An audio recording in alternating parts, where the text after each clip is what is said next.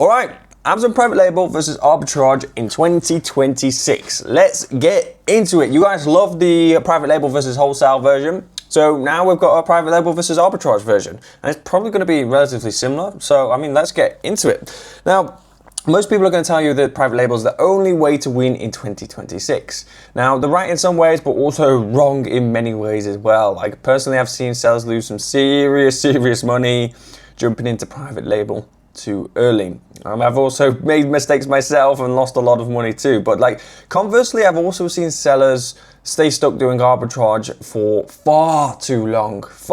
They get stuck in it for far too long that they get so ingrained in it that it's almost impossible to start transitioning into private label. So the real answer isn't like private label versus arbitrage. It's knowing which model actually fits where you are at right now, okay?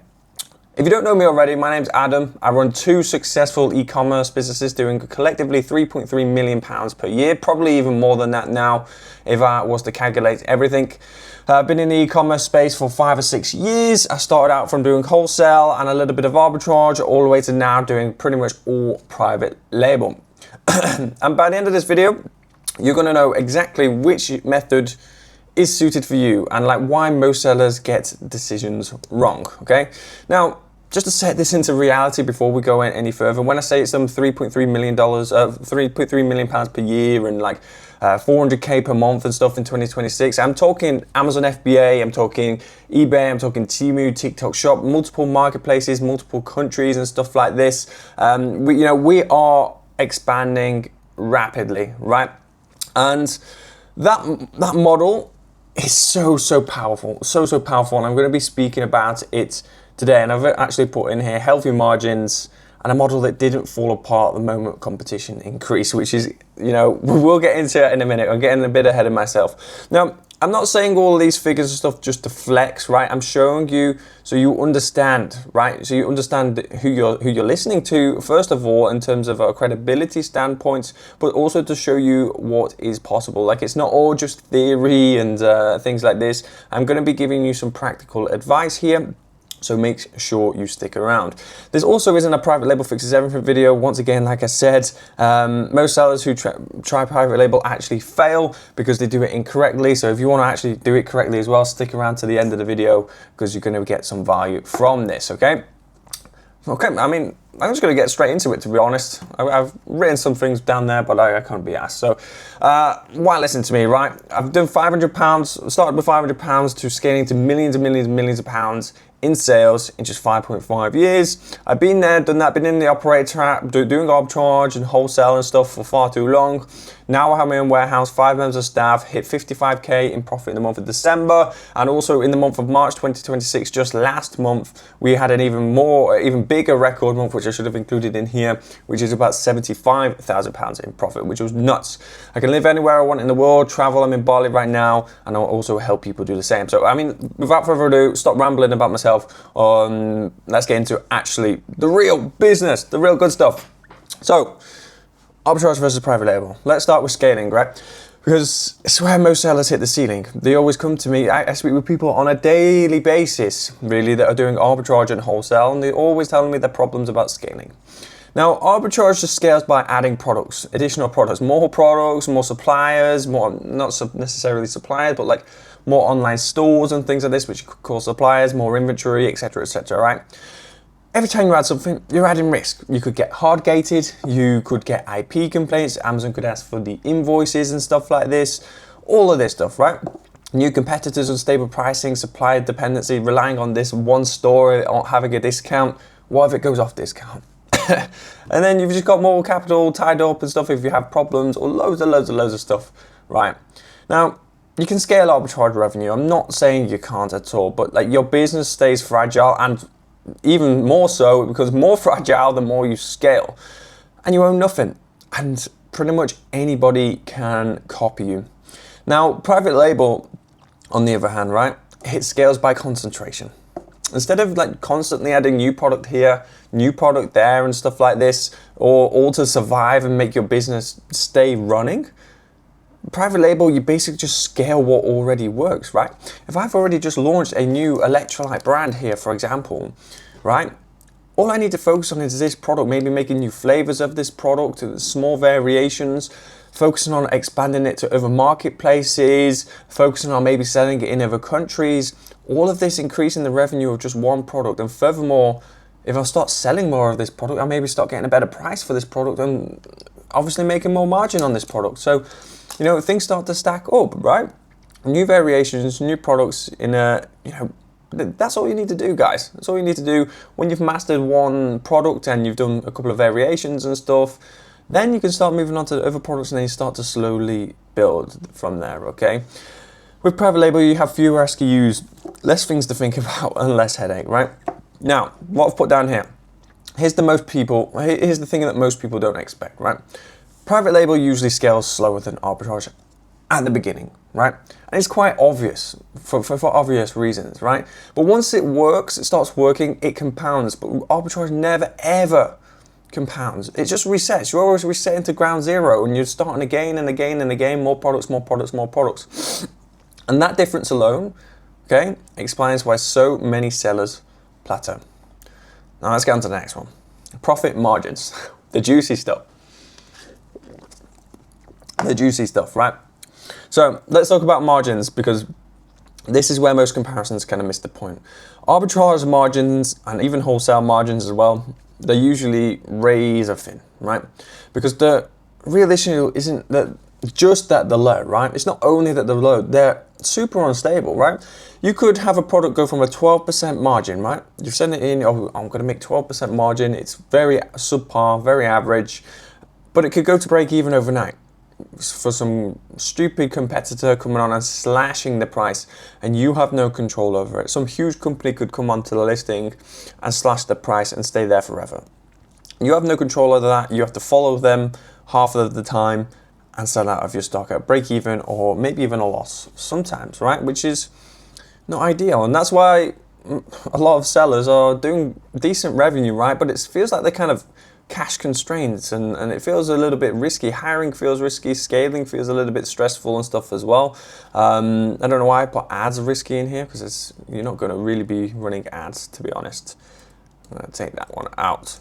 But private label, on the other hand, right, it doesn't automatically give you high margins, but what it does give you is the ability to design them, right? Now, generally you will be on high margins for sure, but like, it gives you the opportunity to design them, right? So you control the price, you can control the positioning, you can control the conversion rates, all of that, right? And that makes your margin a lot more predictable, and predictability is what allows that reinvestment, right? So, I mean, you could enter an already saturated market where it's very hard to make money and in private label as well, like, and let's say like the average you're looking at is like going to be that 10% margin, which is bad for private label. Like, you have the ability to invent things. You have the ability to create USPs and stuff and make it a more premium version of the exact same product, position it a couple of quid higher or 10, 20% higher and make 10, 20% extra margin, of course, if you can justify it, okay? And what I've put down here, a controlled 20% margin beats an uncontrolled 10% margin every time. Now it should be the other way around. I don't know what I was doing there. So an uncontrolled 20% margin. So an uncontrolled 20% margin beats a controlled, I don't know what I'm trying to say here. Hopefully you understand, right? So I would prefer to have a stable 15% margin, let's say. So it's always 15% year round, rather than a 20% margin, which is up and down. Sometimes it's 20, sometimes it's 12, sometimes it's 13, and then it ends up averaging at like 15% anyway as well. Hopefully that makes sense, right? So let's go to section 2, sustainable growth, right? What is the real divider, really? Now, this part is pretty much the answer, and arbitrage heavily depends on Amazon and online stores, and you don't control that at all, right? So you can make money. I'm not saying you can't make money, but you're not building an asset. You're not building an asset at all. If you stop working, then your business stops. Obviously, you can have VAs and stuff like this. That's one hand, and people do have VAs, but not everyone has VAs. But if you don't have VAs, if you stop, the business stops.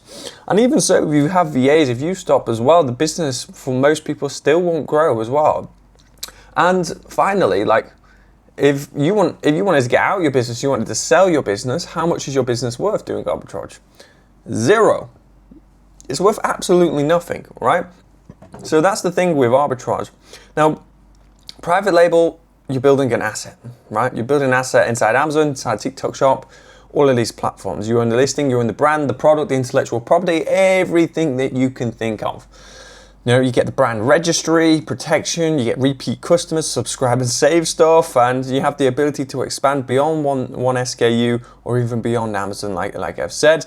That is incredible. That is incredible. So just 3.5 years ago, we got into private label, right? We started with wholesale, we started transitioning about 3.5 years ago. My business was worth £0 about 4 years ago. Now in about 3.5 to 4 years, my business is worth over £1 million. So you get £1 million in cash for my business in 3.5 years. Whereas if I continue doing wholesale or arbitrage or whatever, perhaps I could have scaled up. Let's say if I could scale to just half of what I'm doing now in profits and sales, my business would still be worth £0, right? Now, this is why private label matters more in 2026 than it did years ago. With arbitrage, competition significantly higher all of the time. Fees are higher, margins super low, getting squeezed all of the time. And when the environment gets harder, that's when control really matters. It matters way more than speed, because obviously there is some level of speed with arbitrage, right? Arbitrage rewards speed. Look at this. Arbitrage rewards speed. Private label rewards structure. I'm going to show you just a small case study of what a previous client of mine. If you want to go and watch the testimonial, feel free. It's just on my YouTube channel. You'll be able to see it very easily.